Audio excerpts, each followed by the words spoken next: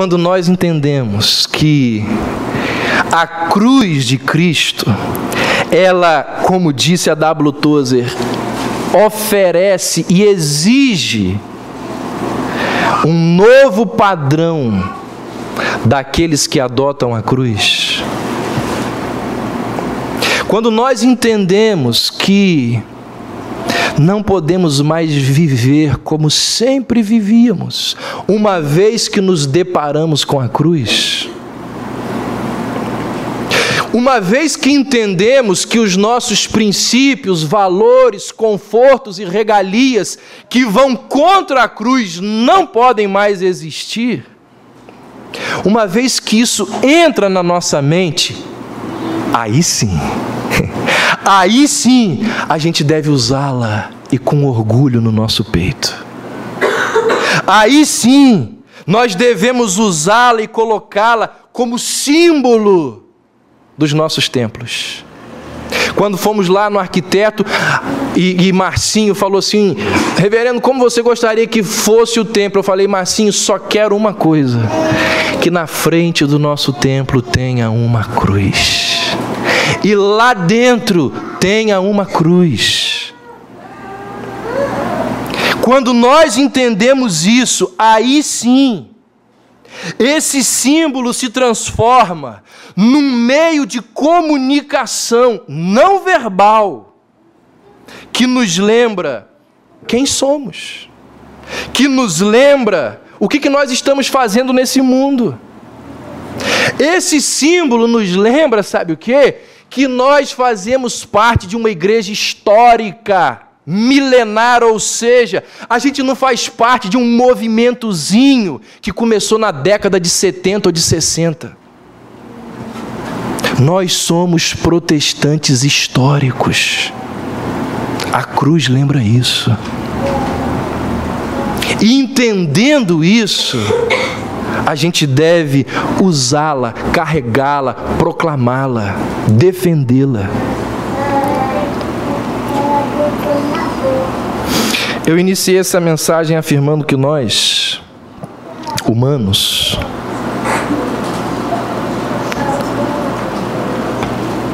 somos seres emblemáticos por natureza.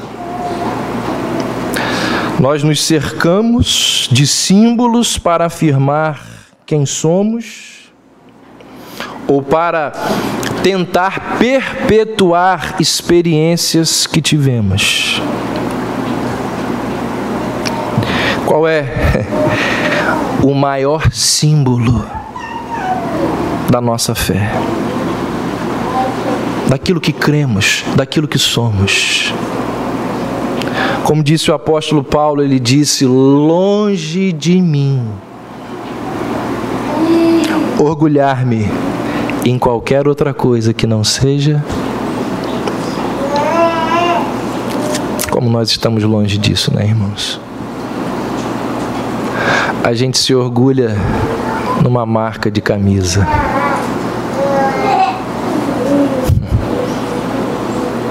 Minha camisa é da moda, Lacoste,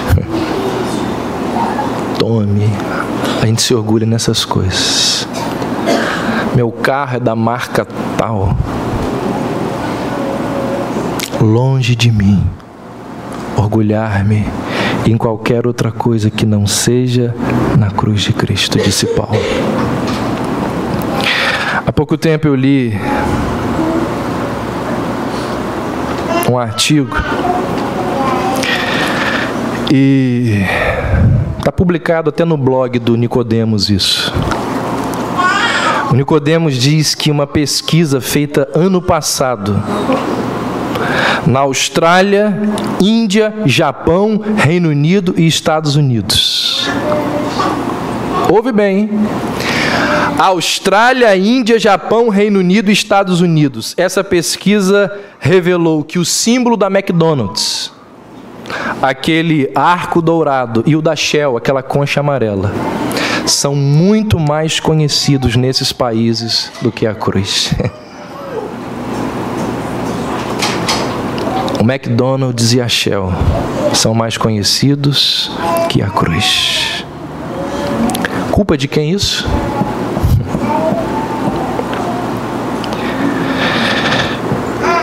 Jesus disse: se alguém quer vir após mim, negue-se a si mesmo a cada dia, tome a sua cruz e siga-me.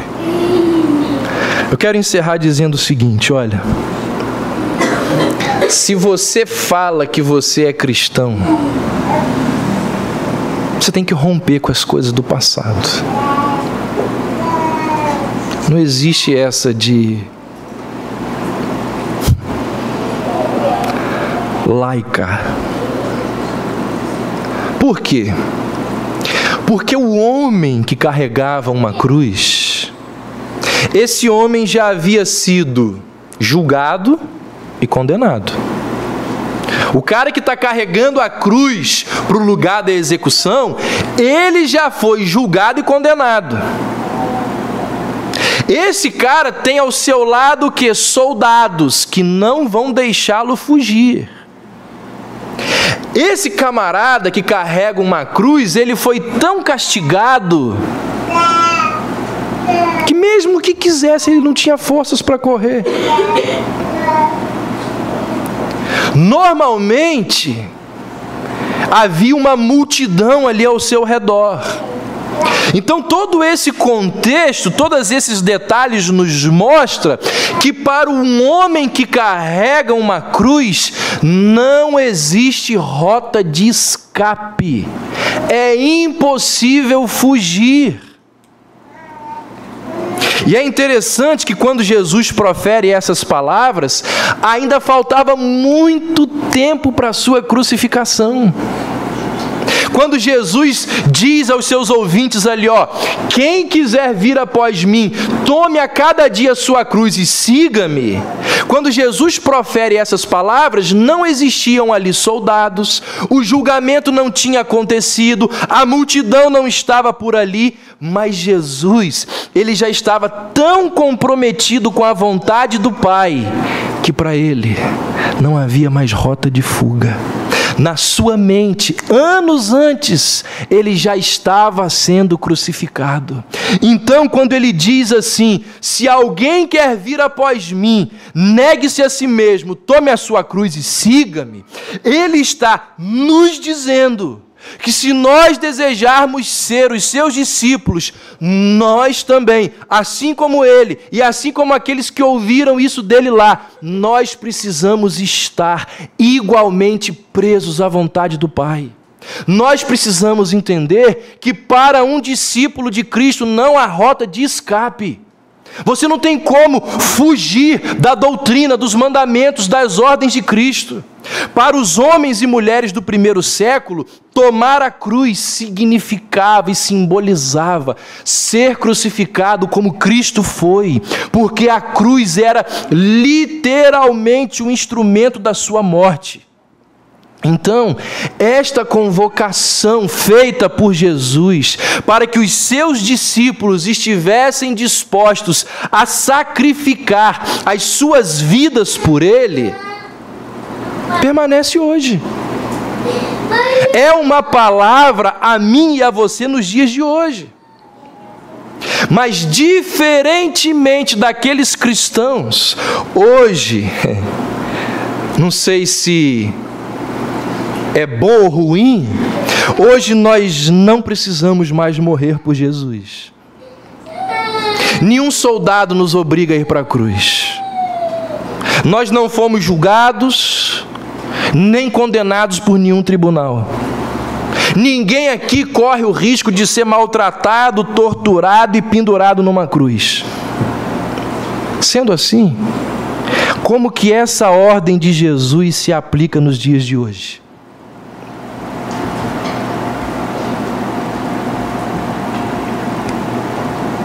Eu penso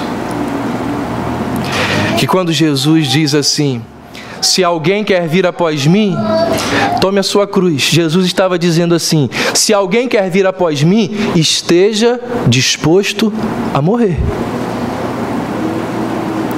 E eu penso que se hoje nós não precisamos mais morrer por Cristo,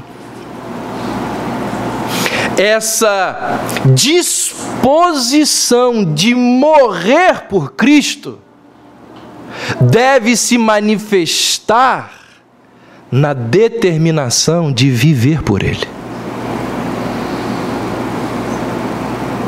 Aqueles estavam dispostos a morrer, então tomavam a sua cruz.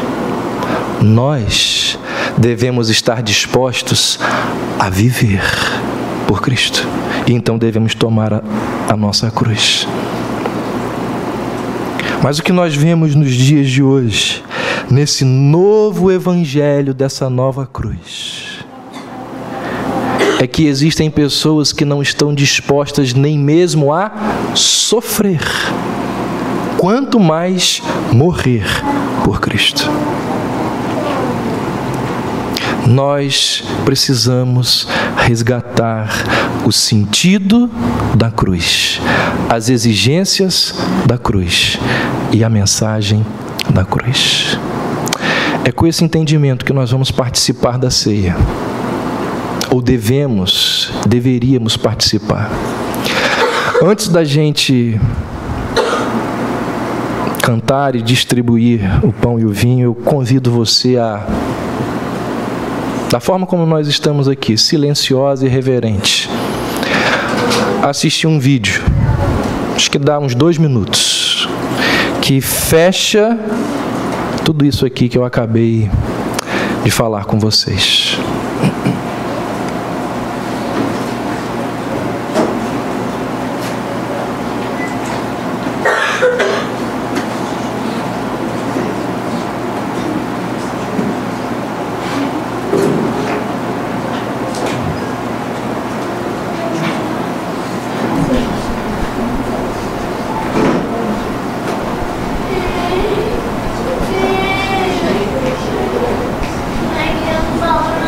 Yeah.